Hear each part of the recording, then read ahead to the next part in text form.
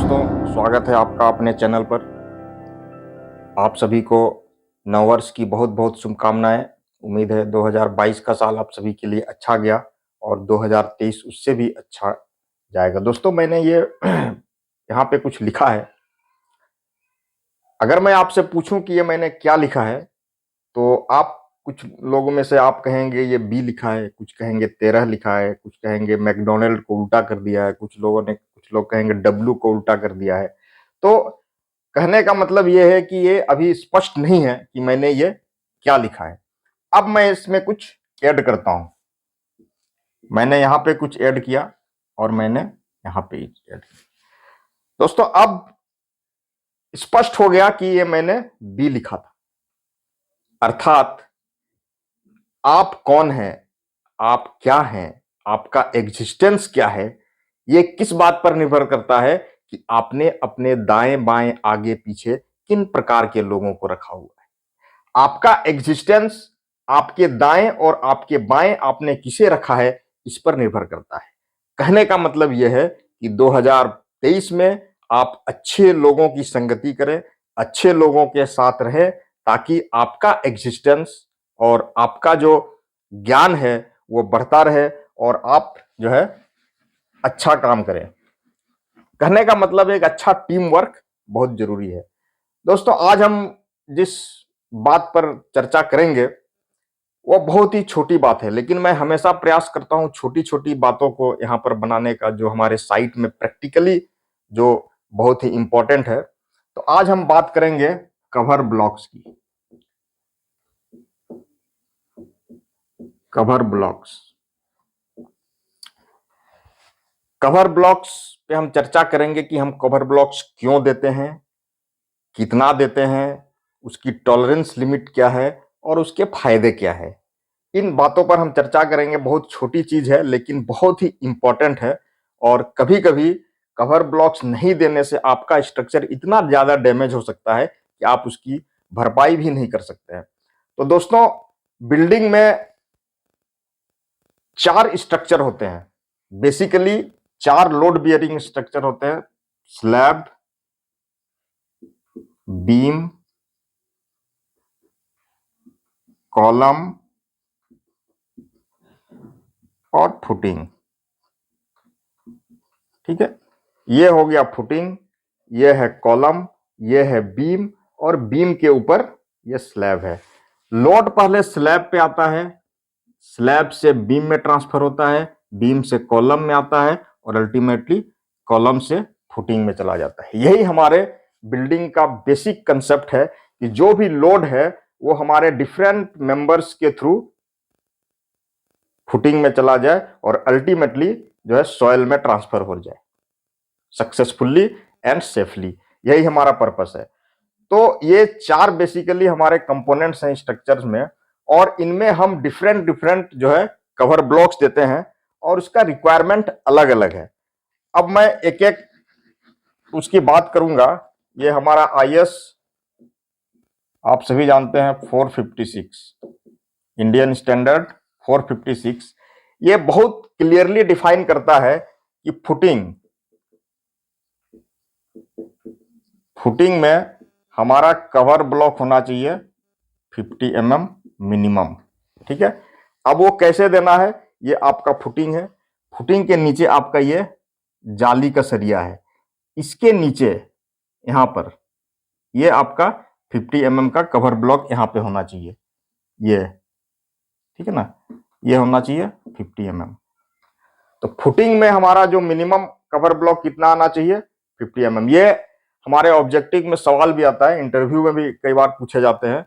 तो जो स्टूडेंट हैं जो साइट के लिए तैयारी कर रहे हैं या कुछ इस तरह की कॉम्पिटिटिव एग्जाम्स की तैयारी कर रहे हैं, उनके लिए भी बहुत इंपॉर्टेंट है कि फुटिंग में मिनिमम कितना होना चाहिए, 50 mm। इसका टॉलरेंस कितना है ये भी मैं आपको बताऊंगा आईएस 456 में क्या टॉलरेंस दे रहा है। फुटिंग में 50 mm, आपका कॉलम में है 40 mm। ठीक है दोस्तों, मिनिमम 40 mm कॉलम में, मतलब ये अगर सरिया है कॉलम का, तो ये जो कवर ब्लॉक यहां पे पड़ेगा, ये जो थिकनेस है ये 40 mm होना चाहिए। इससे कम नहीं होना चाहिए। Cover block 40 mm। कॉलम में केस में, फुटिंग के केस में हम ज्यादा इसलिए रखते हैं क्योंकि ये सॉइल से एक्सपोज होता है। सॉइल से एक्सपोज होने का कारण क्या होता है, इसमें सॉइल में मॉइस्चर है, कभी कभी पानी की जब बरसात के टाइम पे वाटर टेबल ऊपर हो जाएगा तो इसमें पूरा जो है वाटर से एक्सपोज हो जाएगा। तो इसीलिए ज्यादा कवर ब्लॉक रखते हैं, ज्यादा कवर देते हैं ताकि जो सरिया है वो हमारा सेफ रहे। कॉलम में थोड़ा कम देते हैं क्योंकि कॉलम का डायमेंशन भी कम होता है और क्या है कि उसका एक्सपोजर भी उसमें कम है, वो एयर से एक्सपोज रहता है जनरली। ठीक है, उसके बाद आपका आता है बीम।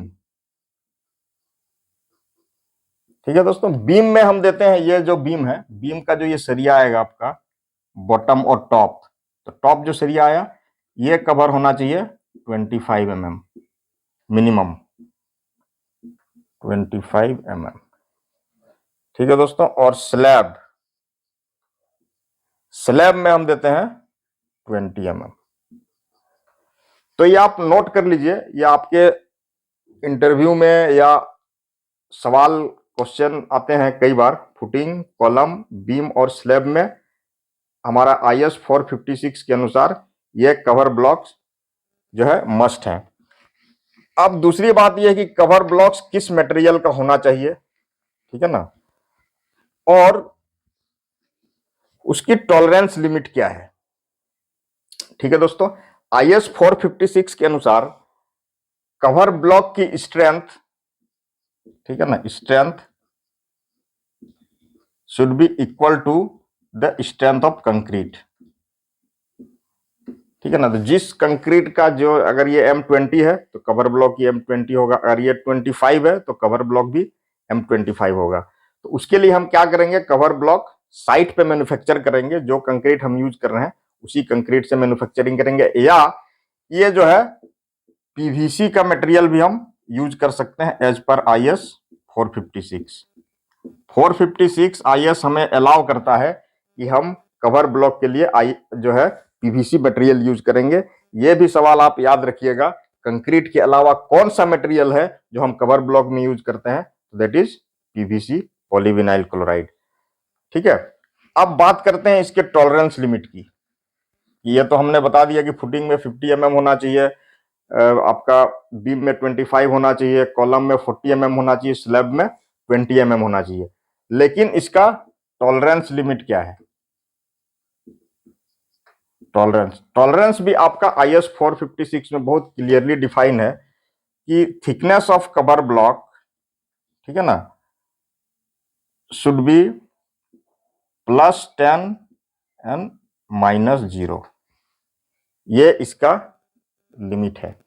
मतलब कि आप कवर ब्लॉक 10 mm ज्यादा दे सकते हैं, मतलब ये 40 को आप 50 कर सकते हैं, 50 को 60 कर सकते हैं, 25 को 35 कर सकते हैं, 20 mm है उसको 30 कर सकते हैं, लेकिन कम नहीं कर सकते हैं।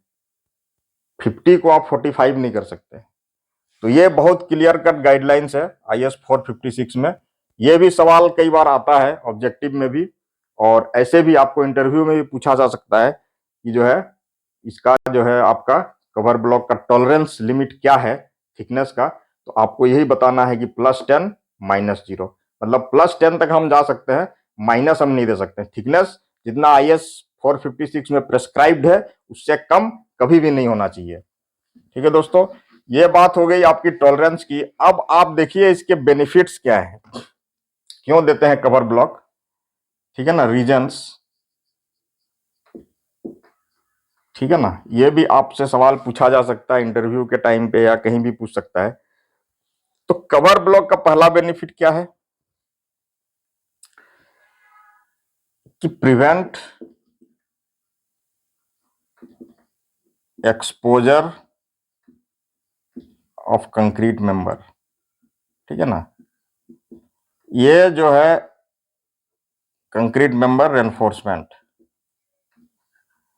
हमारा जो रेनफोर्समेंट है इसमें सरिया है, इसको, इसका एक्सपोजर को जो है प्रिवेंट करता है, मतलब ये एक्सपोज नहीं होने देता है इसको, इसका रस्टिंग को प्रिवेंट करेगा, इसका ऑक्सीडेशन को प्रिवेंट करेगा। ये अगर ये ऑक्सीजन के संपर्क में आ जाएगा आपका सरिया तो ये ऑक्सीडाइज हो सकता है।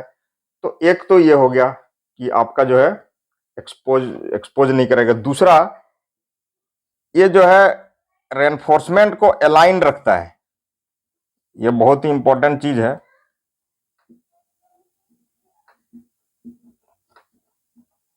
ठीक है, अभी क्या होगा अगर आप कवर ब्लॉक नहीं देंगे तो ये सरिया कभी इधर चला जाएगा, फिर इधर चला जाएगा, फिर दाएं फिर बाएं करके ये अलाइनमेंट आपका खराब होगा। लेकिन अगर आपने इसमें थ्रू आउट कवर ब्लॉक दे दिया, ठीक है ना, शटरिंग प्लेट के साथ में, ठीक है, तो ये पूरा एक सीध में जो है अलाइंड रहेगा। ठीक है, ये पूरा अलाइनमेंट रहेगा। तीसरा एक बहुत ही इंपॉर्टेंट चीज है कि ये एक स्टैंडर्डाइज करता है डिजाइन को, स्टैंडर्डाइज द डिजाइन, मतलब कि आईएस कोड में दिया है कि भाई 40 mm कॉलम में कंक्रीट ब्लॉक रखना है, तो ये जो है डिजाइनर को ये पता है कि 40 mm के बाद ही हम सरिया देंगे, ये सरिया, और उसके हिसाब से वो डिजाइन करेगा। तो ये 3-4 इसके फायदे हैं। ठीक है, तो ये आज का टॉपिक था कवर ब्लॉक्स पर। और अगर आप साइट पे कवर ब्लॉक्स बनाते हैं, ठीक है, तो ये कुछ फोटोग्राफ से आप इसमें देख सकते हैं। साइट में अगर आप कवर ब्लॉक्स बनाते हैं तो ये कवर ब्लॉक बना दीजिए। अगर आप स्लैब के लिए बना रहे हैं तो इसकी थिकनेस आप रखिए 20 mm मान लीजिए। ठीक है, और यहाँ पे एक छेद करवा दीजिए और उस पर एक सरिया डाल दीजिए, ये वायर, सॉरी सरिया नहीं वायर, 1 mm बाइंडिंग वायर, जिससे हम सरिया बाइंड करते हैं, उस वायर को डाल दीजिए और वो स्लैब के नीचे डाल के उसको सरिया के साथ इसको टाई कर देना है। ठीक है ना, फिर वो कभी नहीं खुलेगा। अदरवाइज आप जो है ये कंक्रीट कवर ब्लॉक, या आप जो है पीवीसी का मार्केट में मिलता है, पीवीसी का आप मार्केट में ले आइए। एक ही तरह का सरिया में आप कई तरह के 12 mm भी चलेगा, 16 mm भी चलेगा। ठीक है ना, उसी में 20 mm का भी रहता है। तो एक ही सरिया, एक ही पीवीसी के खांचे में वो कई तरह के सरिया जो है फिट हो सकते हैं। तो इस तरह के कवर ब्लॉक्स मार्केट में आते हैं। और दूसरा क्या है, जब आप कास्टिंग करते हैं तो आपको मिस्त्री कभी कभी बोलेगा कि साहब कवर ब्लॉक का क्या जरूरत है, हम जब कास्टिंग करेंगे तो जो है उसमें नीचे पत्थर डालेंगे। तो ये गलती कभी मत कीजिएगा कि कास्टिंग के टाइम पे जो है आप पत्थर डाल दिए। ये गलती अगर आपने कर दिया तो सरिया आपका यहाँ से एक्सपोज हो जाएगा, बीम भी एक्सपोज हो जाएगा, ये भी एक्सपोज हो जाएगा। और जहां एक बार सरिया एक्सपोज हुआ और ऑक्सीडेशन शुरू हुआ तो एक जगह से चालू होगा और पूरा आपके मेंबर में फैल जाएगा। तो इसीलिए कवर ब्लॉक बहुत ही इंपॉर्टेंट चीज है, इसको आपको हमेशा साइट में ध्यान रखना है। बहुत बहुत धन्यवाद, नमस्कार, जय हिंद।